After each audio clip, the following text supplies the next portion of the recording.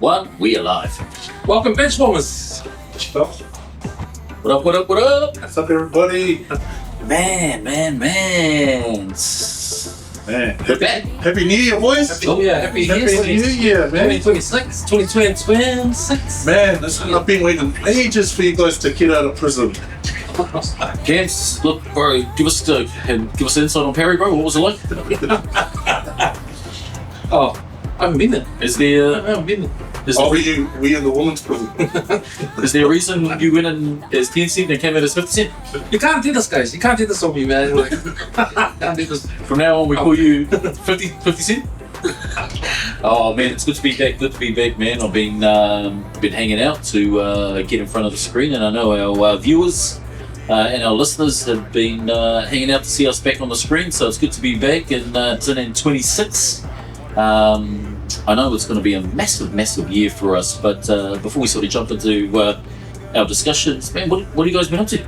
Man, I'm just glad I'm here, man. Glad I'm here back with you guys, man, doing Armchair Bench Warmers again, man. Like, just on time, man. Super Rugby's just started. Super Rugby started last weekend. Well, how good? Oh, it's been bloody good, eh? The rugby? Hey, Awesome. that's what we did on the text. Awesome. That's not what you said on the text, man. No try. We'll get into that soon.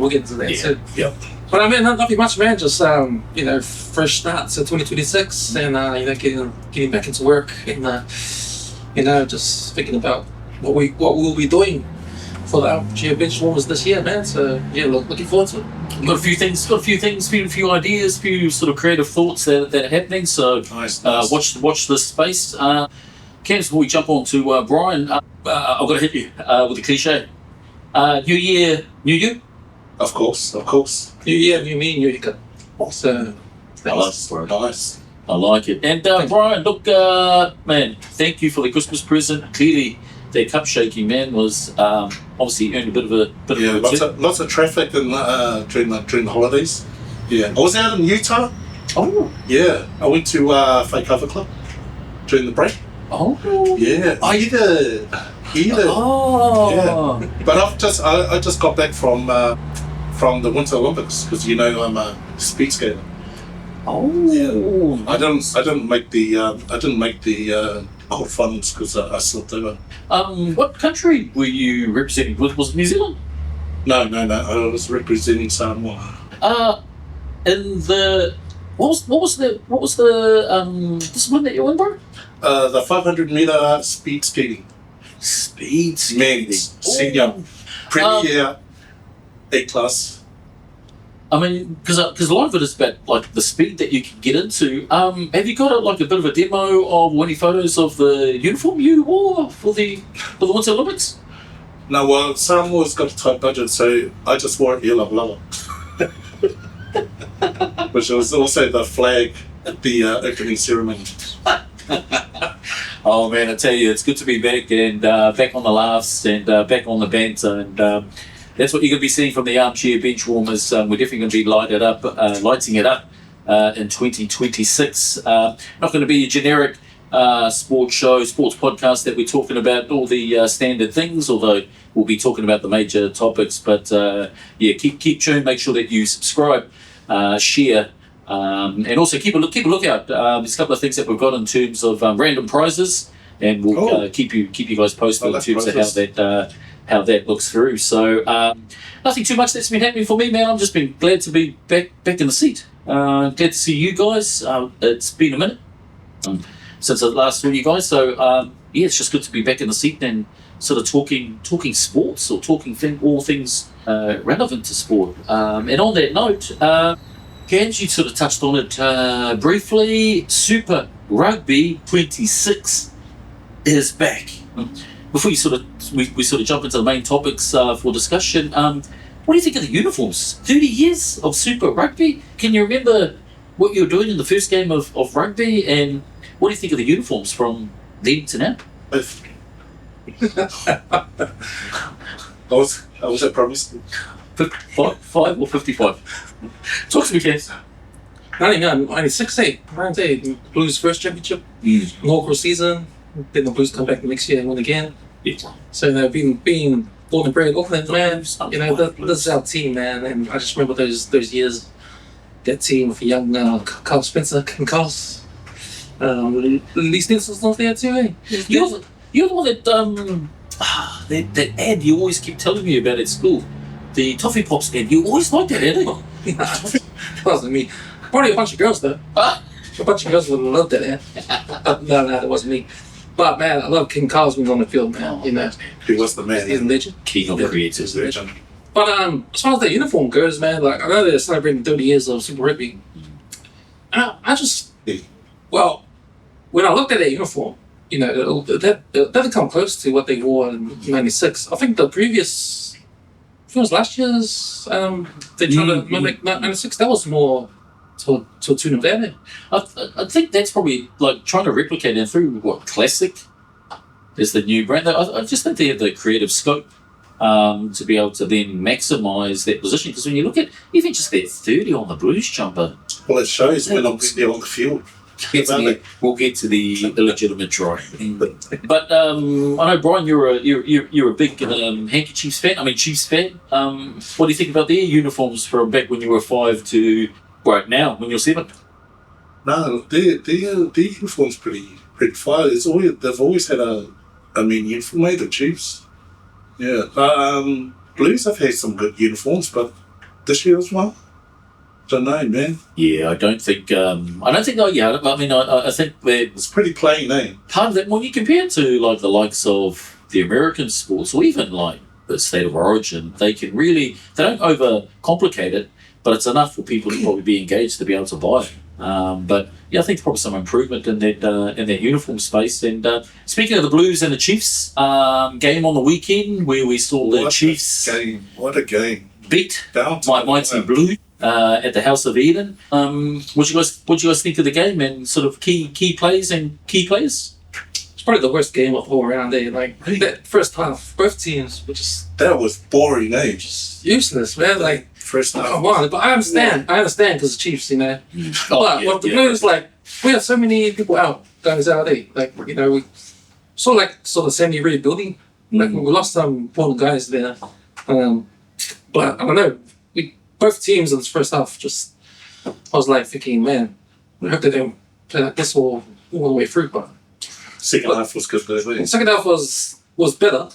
The Chiefs sort of grinded out for the win at the end. That random try. Hard one. It was a hard one. Yeah, but I think the Blues, they just didn't take the opportunities. They lost at the Hall that last, I think, 5 minutes before Cortez got his try, scored his try. That was a good try. Yeah.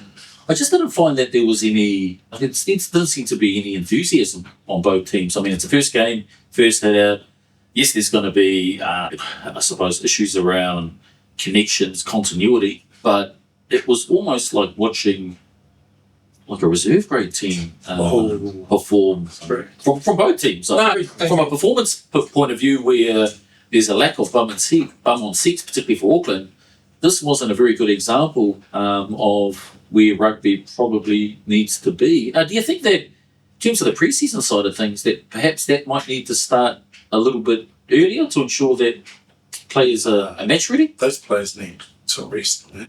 Yeah, I don't know. Because that was a big problem, I thought, of how they're going to treat this Super Rugby season, because they implemented their All Blacks resting protocols in round 1. They want to let David McKenzie play, bottom Barrett's out. I'm thinking rest. They had all the holidays to rest. So why are you resting? This is like the premier competition in New Zealand, and you're resting star players, and you've got people coming to the games. Like, you don't want to disappoint the fans, right? It was a good crowd. I think it was a good crowd for first up. I was impressed with that crowd at Eden Park, because usually it's no one.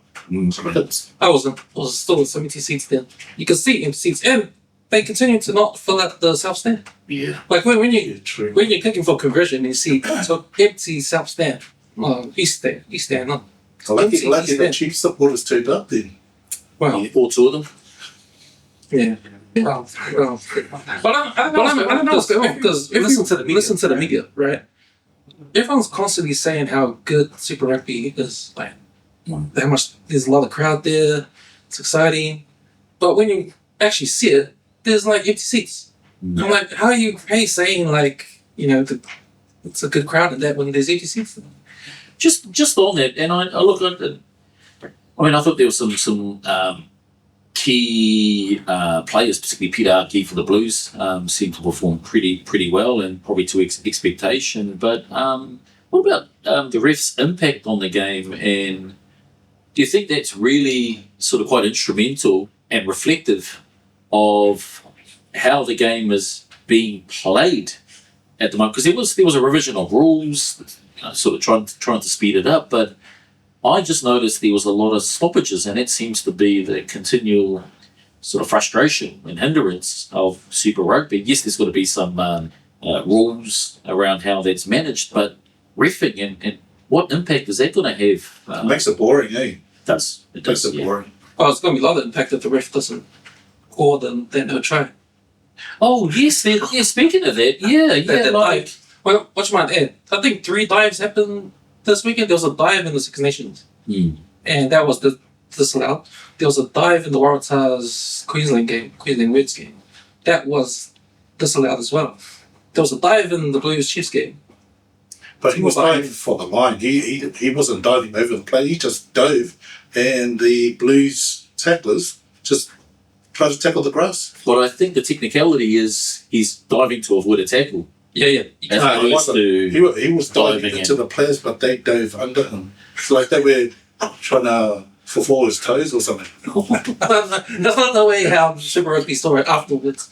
And they announced it, so they made a mistake. They said they made a mistake. So. And what should be the implications on that? Because the reality is that, Well, it's dangerous, for one. but like from a points perspective, now the Chiefs get the win. Should they have lost points? Or should a team lose points in that situation No, where that's been adjudicated? That takes the humanity out of the riffing. Oh, true. Yeah, good point. Yeah. Good point. Otherwise, you can just get AI to bloody riff the game through the cameras. You don't want that. But how is it that like all the refs that ref for the Chiefs and Blues, they do the same mistakes? Coincidence. But this happens in a lot of sports. So it's not just not just rugby. It happens in NRL too. When after the game, and then you hear on the news that they look into it and they thought, well, the ref was wrong. He shouldn't have given that try, or shouldn't have done this, or shouldn't have done that. Yeah. And then, but nothing happens to the game. The results still stay the same. So it happens everywhere. So you just got to put up with it. Well, it's a bit frustrating being a Blues supporter, but well done to the Chiefs and coming to the House of Eden and taking that. One game that I did watch prior to that was Moana playing the Fijian Drua, particularly being those afternoon games. It's always, teams have always traditionally struggled of being able to play in those environments because of the heat. But Moana, man, what a game. What a game. They look good. They looked They awesome. look good, man. Unfortunately, I missed this game. I thought that mine was going to lose because I think Churchill. Winston? No, the place where Oh, yes. I think Drew played in 2 stadiums in Fiji, and this one is the one they Is that the tier 1 stadium? don't get beat. They don't get beat in this one, so it was an upset because of that. But was it convincing? Like, it was convincing. Yeah, no. And I've been watching, just Moana sort of just slowly build their team. Some really good sort of strategic points. Nani Lomapi. Their forward pack looked huge. Man, but they were mobile. So, man, I think Moana Pacifica, man, they might be one of the teams to watch out for. In 2026. Any other games? Highlanders versus Crusaders. That seemed to be very lackluster. That was the best game of the whole round. Oh, well, okay. It was because it was intense.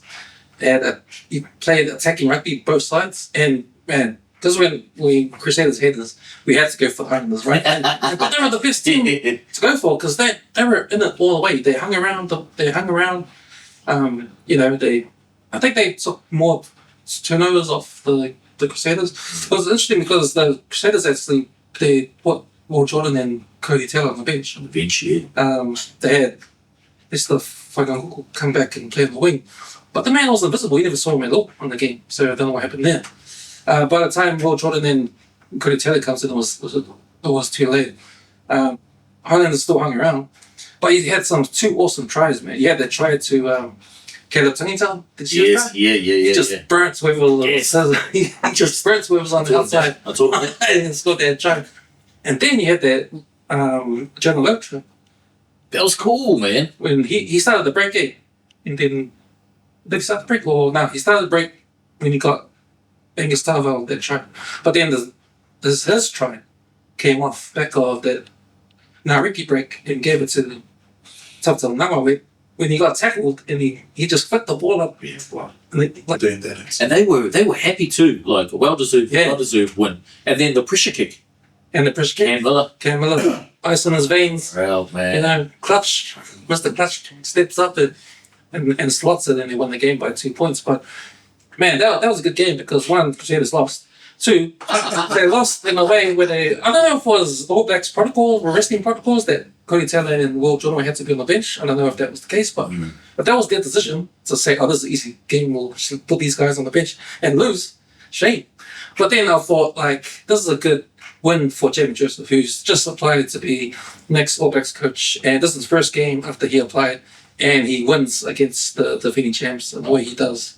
You know that when you watch that game and you watch how the Highlanders won that game, you know that Jamie Joseph had a hand in it because the way they played, the tactics they used to overcome the Crusaders' attack, because they did attack. Yeah. They did attack, so they absorbed all that, and that was in my mind, that was the best game of the round, and it was cool because it was the first game of the round. And I thought, man, if this game was good, and all these other games would be good, but it didn't. In my opinion, that didn't stack up. I have to say though, the Hurricanes and Waratahs match, man, that was a pretty intense game too. What you guys think about that? I only watched the Chiefs. No, the Hurricanes had by. Hurricanes are not playing. It's too boring. For the games this week, which we were definitely looking forward to, particularly for the Blues that are playing on Saturday night, they're taking on the Western Force, so I think that's a fait accompli. I think that's in the bag. Blues by 20 points. It's going to be a high-scoring game because, man, those Perth guys can score points, man. That was a high-scoring game, that game against them and the Brumbies. The Brumbies ran away with them. But I think, do you think that Trevor's going to affect the Blues? Nah, I think they got a good kick up the bum on the weekend, and particularly when you look at the team on paper, it was a match they should have won at home, and they feel a extremely strong squad. So I think there's a bit of redemption of going over and playing well, but also winning convincingly. Because they impressed you with the Blues, because they got that. I saw that new number 6. The guy that Torian Barnes came from Christchurch, yeah. had a couple of good runs. Definitely had a physical presence. I don't know. I think there's levels, particularly going from NPC through to Super Rugby, and definitely, I think he probably gets a bit more game time around some of that. Not only being physical, but being that mobile or that traditional mobile. Jerome Kaino, Jerry Collins type number 6 that the All Blacks have potentially lacked at times, and they trying to fill their gap. So, look, I don't know too much about him. I watched some of the highlights from when he was playing for Canterbury and some of the club stuff, but probably yet to be proven at that level. But look, good start. Peter Aki impressed me. He's come back very mature, played a very solid game. But I just think some of the outsides probably need to step up. I sort of think Zahn Sullivan probably needs to be a bit more proactive as a fullback, particularly in terms of... he was missing out of position a few times. Yeah, and it might be just confidence being their first game. So, look, there's a lot to look forward to, but let's just hope it doesn't go backwards. And please, Stephen Professor, make your kicks. Make your goals. Yeah.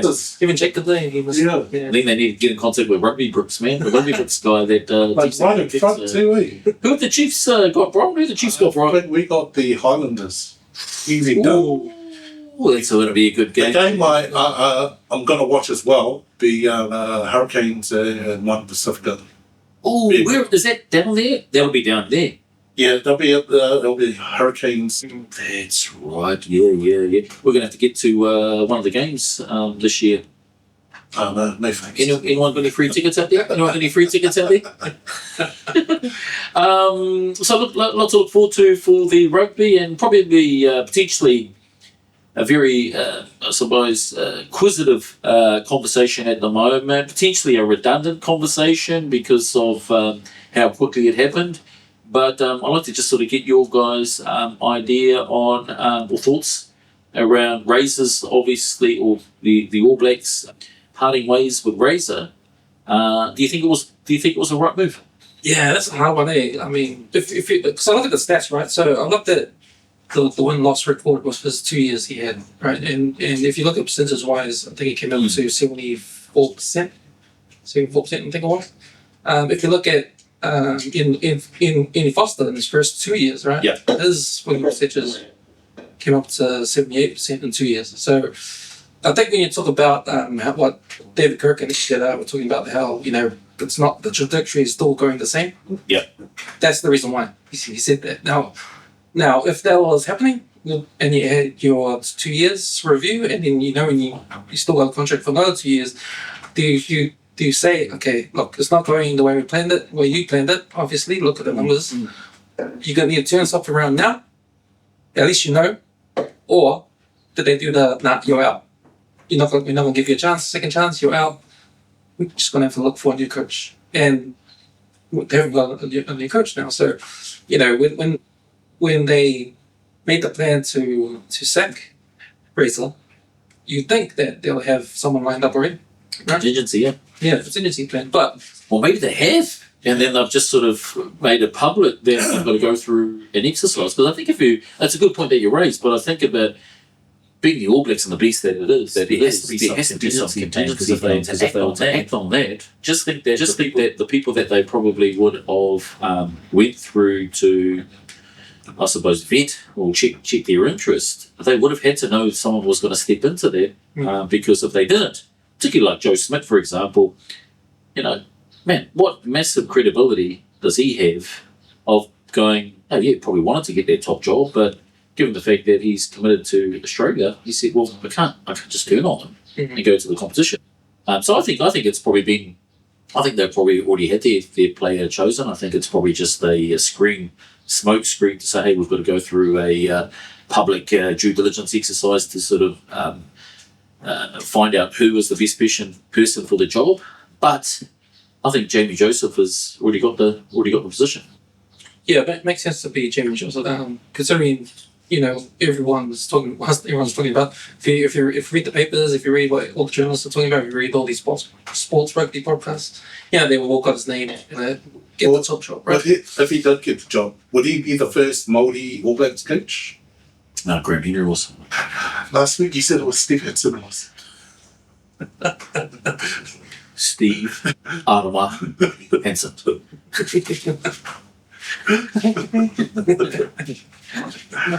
Or we call him Huri. I think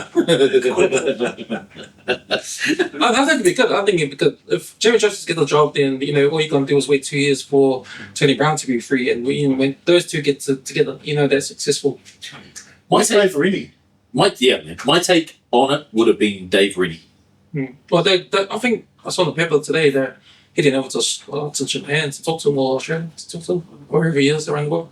They're probably just going over there to do exams. They've probably made their decision already. But the way that I would have structured, I just think that Jamie Joseph is a great coach, and he's look his tenure with Japan. My logic in having Dave Rennie is simply because he's been able to perform at a Super Rugby level. He's had the international exposure through Australia, and I just think culturally he's got something that can bring that. Because you think about you're with the All Blacks, you're getting the best of New Zealand rugby, and then they're all coming in with their ideas, with their skills. You've got to have someone that's able to then grab each of those skills, because they're all coming in as leaders in their I suppose in their Super Rugby silos and their NPC silos, club silos. But you've got to have something. I don't know. They've really seemed to really sort of change the culture at the Chiefs when he was there. I think I would have probably went with him, and I would have kept Jamie Joseph as an assistant coach. Yeah, I think you're right. He did well with the Chiefs, and I think he did well with the team he coached up. I think he was under 20s.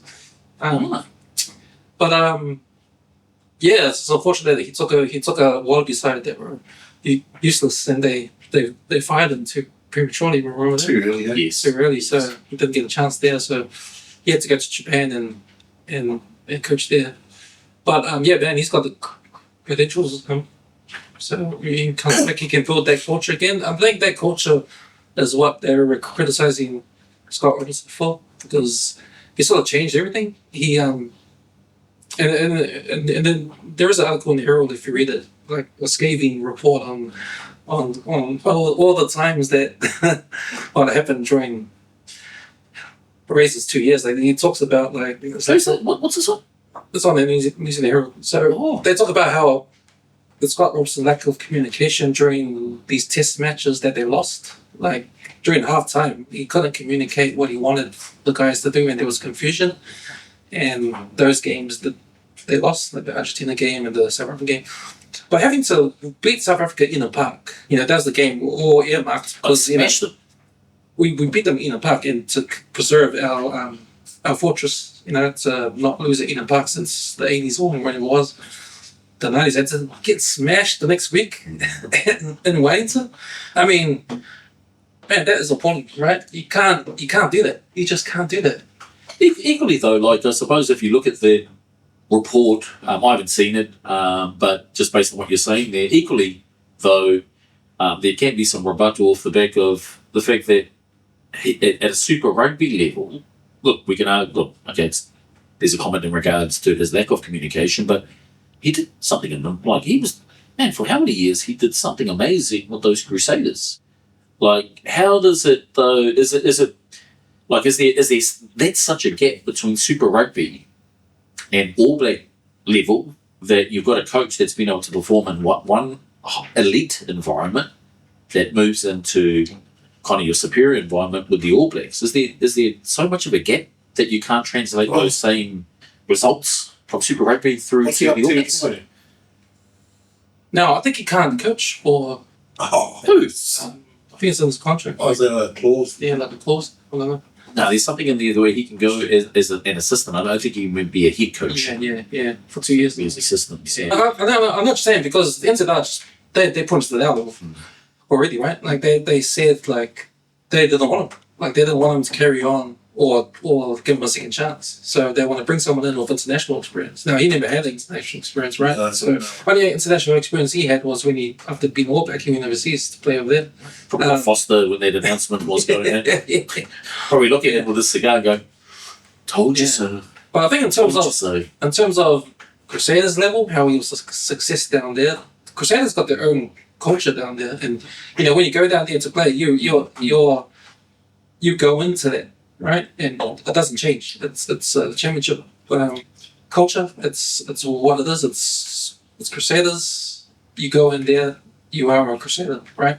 And then if you come out of that environment, if you want to implement what you're doing in the Crusaders to an international stage or international team, where you got all these guys coming from other teams with different cultures, your job is actually not to change the culture, but to sort of bring all these different cultures together and go as one with the All Blacks, right? I think that he might have a difficulty doing it.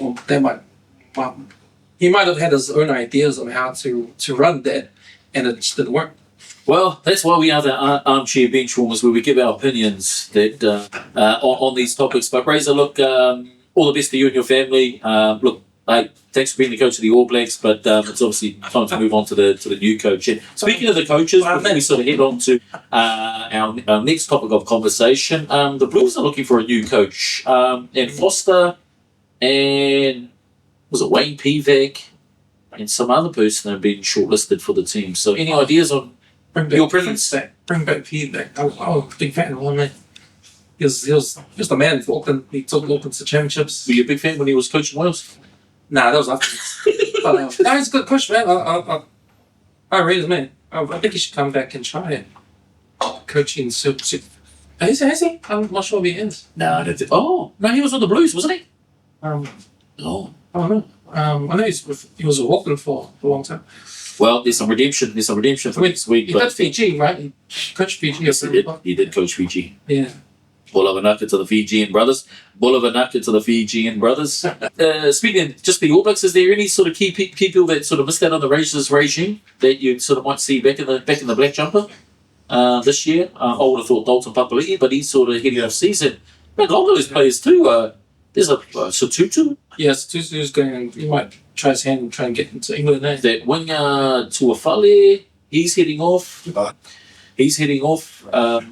But like sort of lots of players, man. There's definitely going to be some new blood coming through, and probably some new people shining in 2026. But any of the guys that missed out on the Rangers regime that you might sort of see back in the black jumper this year?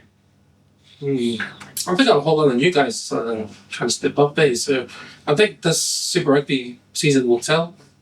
See who's going to step up from NPC to have a good season in Super Rugby. But yeah, that's a good question because there's this new coach of this Jim Joseph. How is he gonna pick his team now?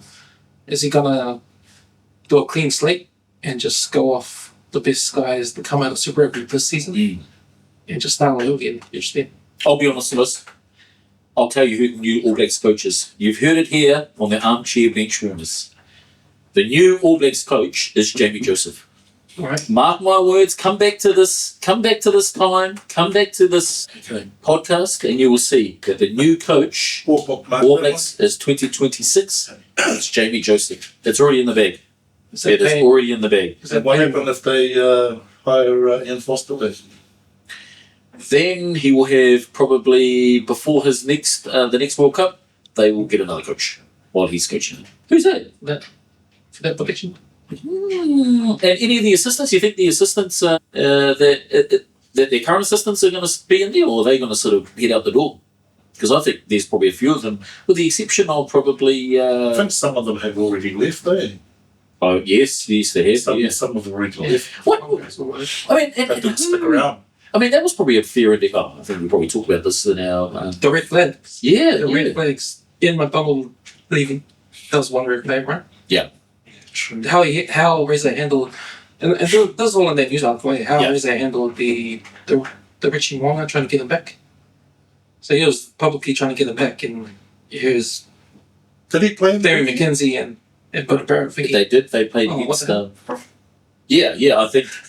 Yeah, you got the players here like, am I not good enough? I mean, they did, but Ali Savi is it the Brave looked this? They beat Richie Wonga's team by a point in the weekend. So Richie Wonga's not playing Super Rugby. He's back after the Super Rugby season. Oh, I thought he was already back playing. You might have been watching the 1996 games, bro. I think we. Please, making me listen. You might have been watching Richie McCaw. He came back. Oh, he might come back under the new coaching. Hey, Richie. Bro, is he the new All Blacks coach? Good discussion, gentlemen. Good discussion. Moving on to the competitor of rugby that has seen a revision of some of the rugby league rules. Starting off with the All Stars match, the Māori and man, that was a good crowd, eh? Hamilton turned up, man. Versus the Indigenous, yeah, very, very good crowd, and probably a good gamble of the NRL shifting that game to Hamilton. Those uniforms are pretty good. Fire. Yeah. I'll start with the haka and the Aboriginal war dance. What did you guys think of those to start the game off? It's not a bad thing, but man, they're long, eh? Like what? 20 minutes each? It's like a showcase, eh? Yeah. I mean, it's cool. It's cool that NRL allows that to happen, let them showcase culture and all that. But if that was the war dance, like back in the day, and I was going to war, man, I wouldn't be scared of the Indigenous. Indigenous Māori, you'd see. Be like, hey! Well, this is not treaty in Australia. But I think it's definitely a good introduction. But I think on those 2 points, I think it's very long. But also like with the Māori haka, man, it was more theatrical than it was kind of mana, which I kind of I thought detracted from the fact that if you look at the early stages of the haka, they were just brutally in your face, ready to go. Now you got a couple haka group performing, and then they jump off, and then it's like you get this other potentially a porphyry or something, and then you've got them coming in and doing the haka. But I think they just need to get back into the action because, that aligns with kind of the sort of the theme and the speed of the game. But, something to revise, I think. And in terms of the performance, sort of, what did you guys think of the game? It was a 14 all draw? 14 all draw, yeah. They don't have a golden point, eh? No, there was no golden point on that. So Māori All-Stars keep the trophy? They got the Share it. I think they share it. it. Yeah, they share it. No, because they won it last time. No, if it's a draw, they share it. No, it's like Bledisloe. Are you sure? Yeah. Ryan, can you fact check that, please? Can you please fact check? Yeah. Because the commentators were saying that it's going to be shared because of the draw. No, it's not. Have we got another Brian to fact check? I think, the other point is too is the attendance. I mean, man, big ups to Waikato, Hamilton, for putting on a show. Stan Walker, I think, was a performer. That's right. But just bums on seats. It was good to have those aerial shots looking down and seeing sort of close to capacity stadium. So, and crowds. I think players, whilst they've never been able to play in front of those crowds, I'm sure they must love that atmosphere because no doubt it'll probably be a concern coming from Aussie stadiums through to New Zealand stadiums. So well done to Waikato and Hamilton and the organisers, for that game there. Should it be a game that is held to start off the season? Because what I'm probably finding there is a lot of the star players, they seem to be diminishing or being... There seems to be that star capacity is slowly It's part of the down. NRL preseason, that game. Ah. Oh, okay. Yeah. It's down as part of the preseason. Should they have like the superstars ready? Or what they're putting on is a mix of sort of up-and-coming players and your stars? Should it just stay as the status quo? I know there's a lot of holding on to your breath when you see one of the players like limp off the field and you're like, damn, season's not started yet. Mighty Martin's out for how long? 10 weeks? Breaking leg, eh? Damn. So you don't want to see that, but... And Chanel Harris is out. Oh, did he play? No, but he's up for our pivots. So be Tanner Boyd and Sean Johnson. Bring back Stacey. So, but overall, like it was good from an entertainer's perspective. It was awesome to have rugby league back on the screens. I didn't watch it, eh? Kevin Finney, yeah, he's a star. But how, like, realistically, the way that he runs, like, how much can his body actually take? Young dude just getting, Oh, he's tough. 100 miles an hour. He's tough. Getting hit by some. And I saw him run into that Shaq Mitchell. It's like, bro, that's like the biggest. He's on the Keone Kinney. Oh, Keone Kinney, yeah. But I think on that actually, State of Origin 2027 is coming to Aotearoa, New Zealand. Hidden Park, eh?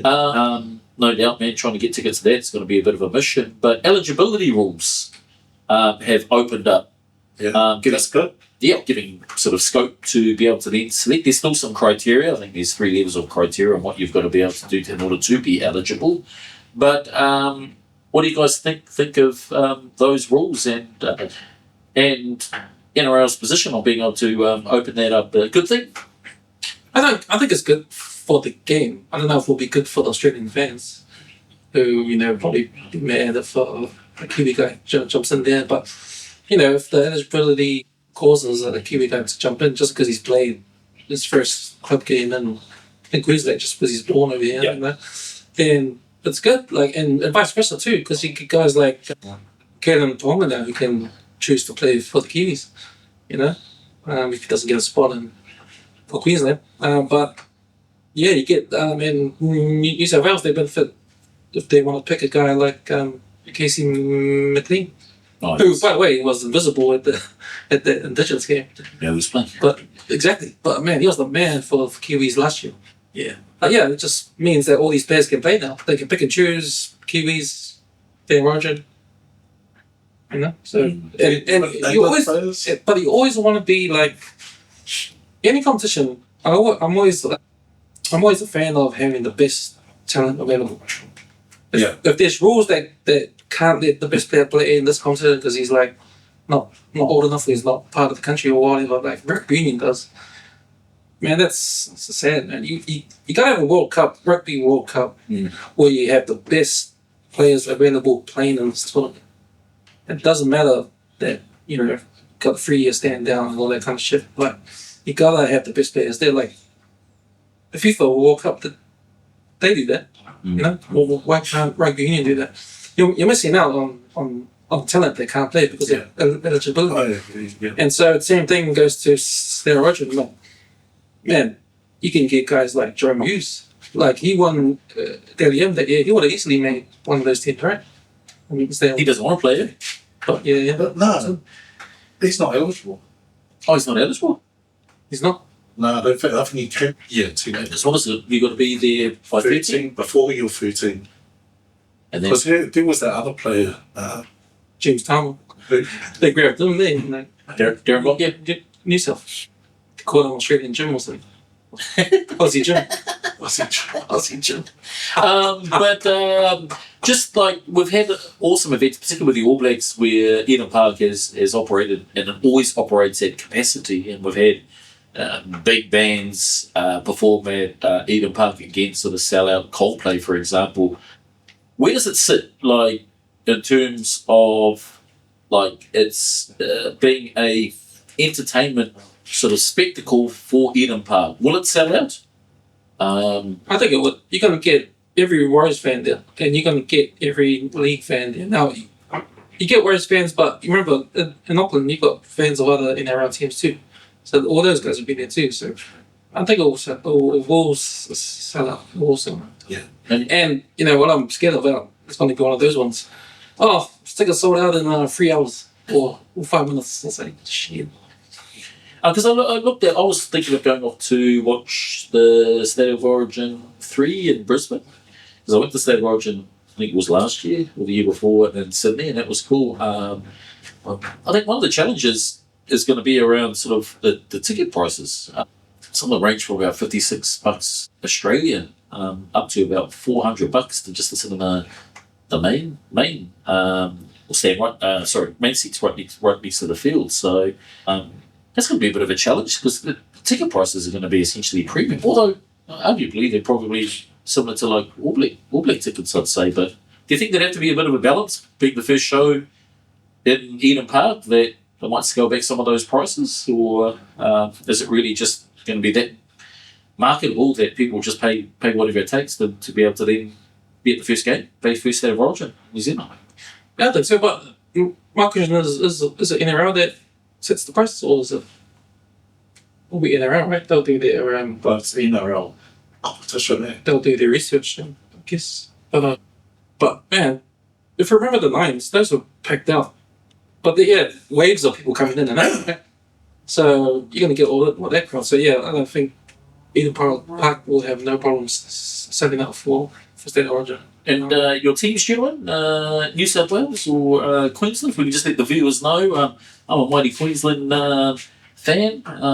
Day one, gentlemen, New South Wales or Queensland? Oh, New South for me, bro. Yeah, I'm day one New South as well. Well, I have to just congratulate you guys on your 2025 series win. What do you think? What do you think were who were the players that sort of got you guys to that win? And take it serious? I just want to say, probably the only thing that might hinder the attendance is the time.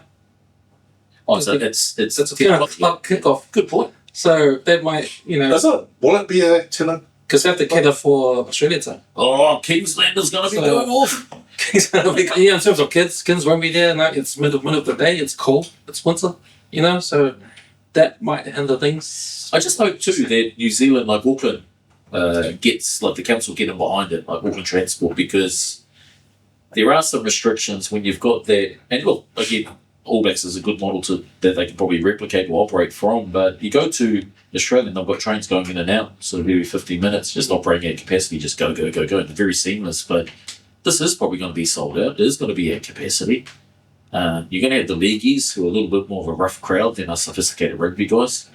So, I just hope that the council does get behind it. There's a massive investment in it to ensure that the experience for anyone attending is going to be a good one. What else have we got, gentlemen? What else have we got on here? League, State of Origin. Obviously, you guys been following any of the preseason games? Nope. Which is good because I see the Warriors went down to your team, Manly. Yep, I see them went down to Manly. Manly's Preseason. Did you watch the game? that was Manly's junior team, right? That's pre-trial. That's trials. This G-ball team. All I saw on the back of their jumpers was Z. I don't know if it was A, B, to 18, B team, or there was a Z at the bottom, but but man, big ups to Manly. Warriors definitely fielded some of their A squad, or their top side, but it was a good hit out. But what about the World Cup Challenge, which is going to be happening Saturday or Sunday morning? That's your Broncos. Which is the Broncos versus Hull. I think Broncos have got it in the bag, but the English team seem to always step up. And when you look at it on paper for the teams, That's the State of Origin, brain. man, it's Just to beat a NRL team. Broncos are just going to go there. They're there for holiday, man. Hull going handy. I think that's what always happens when they have this. When they have this game every year, because it's bad. Because it's like the Indigenous Kiwis game. No one wants to get injured. No one wants to get injured. It's before the NRL season. No one wants to get injured up north either. If you want to get injured, you got to get injured at the end of the year when you played the international games and got that Christmas time to recover. But no one wants to get injured before NRL. So, of course, the Broncos are going to be there for a holiday and go soft. So, who do you guys give? What, Broncos for the day? Not interested. Up the mighty Broncos. Just on one note on the Broncos, it's Haas's last year. He's obviously heading across to the Rabbit. He's been there since he was. Yeah. But he's done it all. But At the Broncos. yeah, but I just want to say, the news came out he's going to leave, and then all the speculation started coming in, the fight with Madge, and and it got to the point where I think it was Madge was sick of all the people asking them, so what did you do, man? What did you do? It was and then the house, he finally says the reason why, because he wants to go to take his family down there, and he wants to change. So. Back home. Yeah, well, it wasn't because of anything bad blood or anything or arguments or anything like that. So. Speaking of R360, look, mates, if you haven't got a job yet, come and join us, brother. There's a seat over here in the Armchair Bench Warmers. You can jump over there, but you got to subscribe, follow, and share. Storm, I think they're in the courts at the moment through the Storm, and I think the Storm will. I think the NRL will step in and go, okay, how do we get resolution on this? That's, I suppose, amicable to both teams. Yeah, favourable to both teams, and I just think Parramatta will go, look, give us a big payout. They want a player swap, I think, and reading through the headlines, I think it will happen. I think the NRL will just make it happen. But if you don't get a job, brother, come and jump over here, brother. Put some hard, brother. We all good. Oh. And a little bit of a sort of a pivot, but we sort of have to cross live to our American sports reporter. Put an American accent with. Yeah, man, I'm gonna pass it over to Cameron, man. We had the Super Bowl where the Seattle Superhawks have won back-to-back titles. They played Seattle Seahawks. Seattle Seahawks. See, that's how much I follow. You know what I'm saying? Against the New England Patriots. Yes. Well, I watched that, and I've actually watched it because I haven't been a big NFL follower, but I've watched the last 2 years of NFL, and it's pretty good. But one thing that I noticed was the Seahawks defense, and that was on. How many sacks? 14. The sacks on the game, not I don't say 14, but he got the record for the most sacks. And what was his name? The New England quarterback, Drake May, he got the record for getting the most, for getting sacked the most times in the Super Bowl. But he had a shocking game, man. It was only his second year. He said, man, he took them to the Super Bowl, and then on the big stage, he Choked. Yeah, exactly. He choked. So it was uncharacteristic of him. It's maybe it's the second year, so he'll learn from this and come back. How long did the game last? It's about 4 hours, isn't it? Well, I was 3.5 hours, 4 hours. Like it seems long, but I think when you start watching it, it's actually quite because they changed that. Well, they have their attacking team, their defensive team, special teams, and then they have one guy that must pay 10 million to kick the ball once. Yeah, that's right. Like a punter, and he jumps on, he kicks the ball, time out, and then he hops off and he goes. Anyways, please. And then he makes his team win. Hey, you got to go and kick it. So that kicker, hey, he must have got like. Man, he must have probably paid 4 minutes. That's the 4 hours. And you're like, what's he on for? Right? It's like, and honestly, why does he have to dress up? Mm-hmm. Like, or put the uniform on? It's just like, bro, you're on for like 4 minutes. Just jump on, kick the ball, hop off. But he was, in saying that though, it was quite important because that kind of started to then build up the lead. Every time they were getting down there, getting those kicks over, right? Yeah, that's right. Because if you can't score a touchdown and you had your first down, then but you're close enough to the goal, you can kick it, and you go for the 3 points. Here's the question: like the pants that they wear, would you guys wear them? Well, if I was playing, No, just if you're going to pack and save. no, I wouldn't. Brian, I've seen you at Pack and Save wearing. Was it your wife's? Was it your wife's? hey, I was like, hey, that's look like Lulu. no, because when I was getting the pineapple pros, so that just make sure, right, have that confidence, bro, to throw it down. Yeah, I saw you doing hut, but you had the pineapple in front of you. And Seattle Seahawks, I know you followed a lot of the NFL through the season.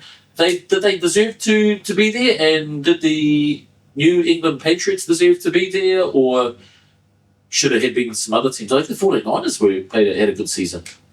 Well, it's defense, right? So the best defense usually wins the Super Bowl, usually gets to the Super Bowl.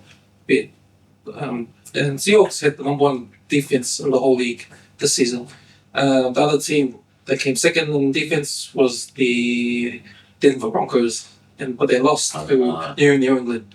So that's why New England are in there.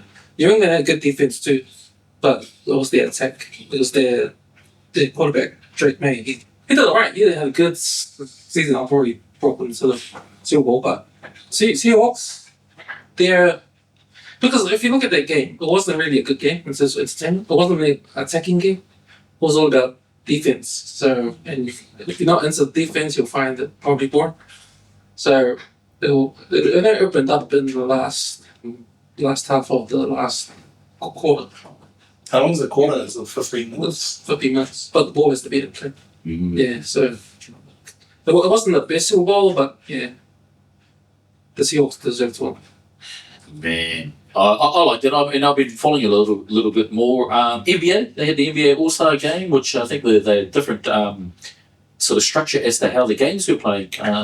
Where you had like a world team, like a stripes team, a stars team that played, and it was the younger guys that beat kind of veterans. Yeah, the NBA has a problem with All-Star Weekend, where especially All-Star games in the last 10 years, because none of the players want to play hard, and they're trying to change the format each year to make them.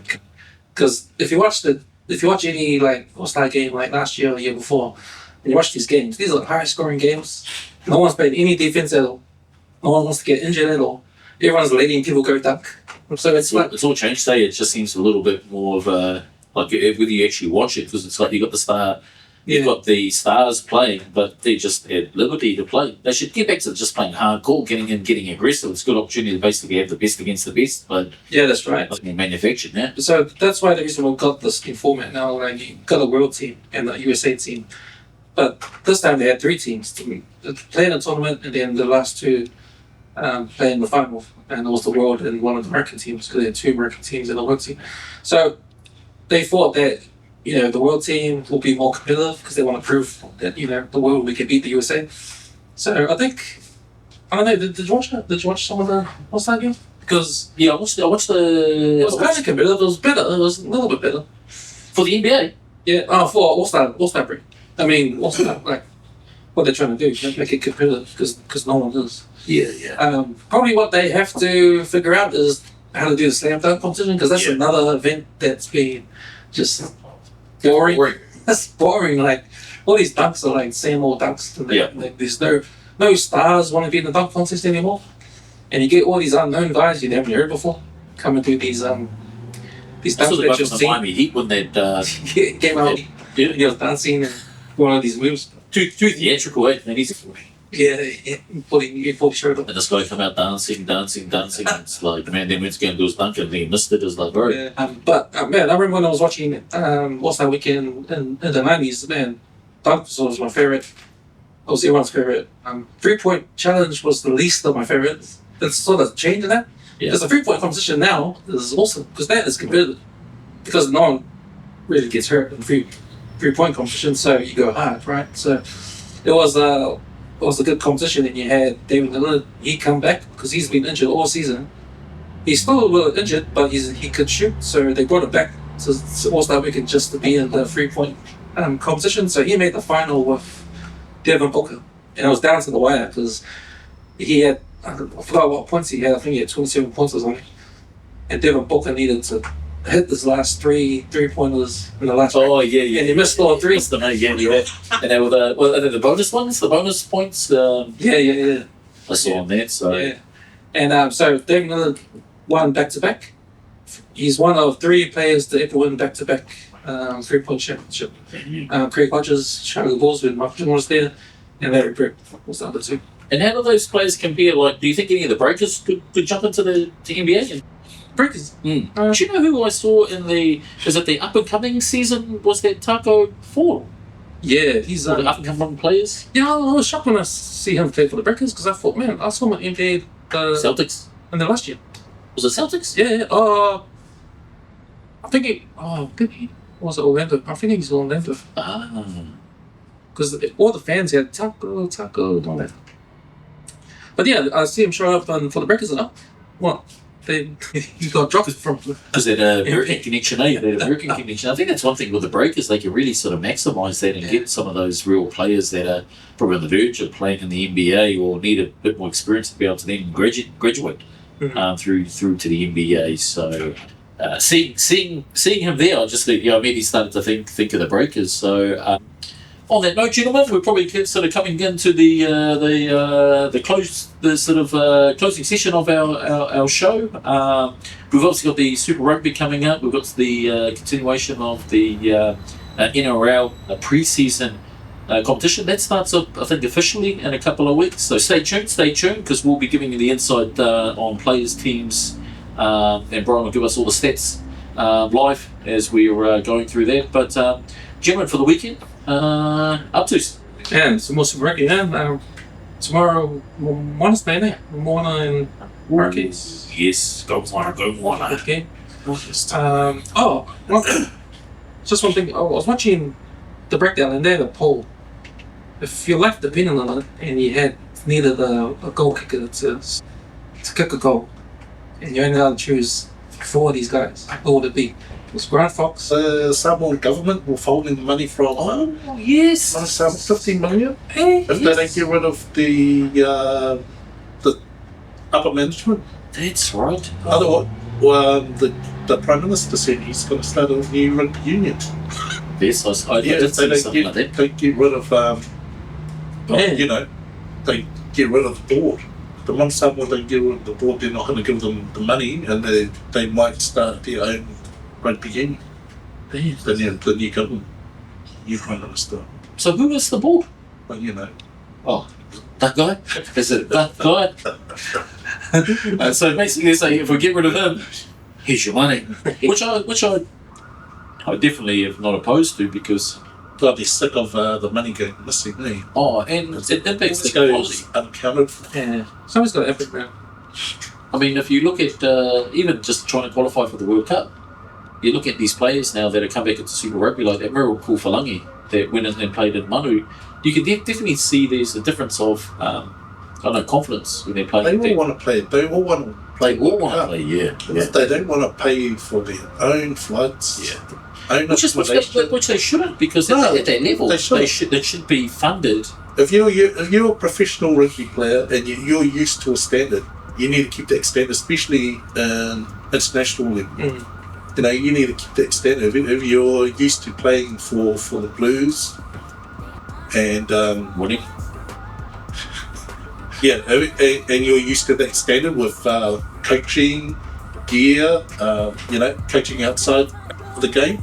That should be reflected if you go to play for Samoa. So I should go without saying. I think there's probably a process around it, but man, if the Prime Minister had power to sort of veto that and just make decisions and say, look, this is what's going to happen, then I think they do. He's withholding the funding, the 15 million.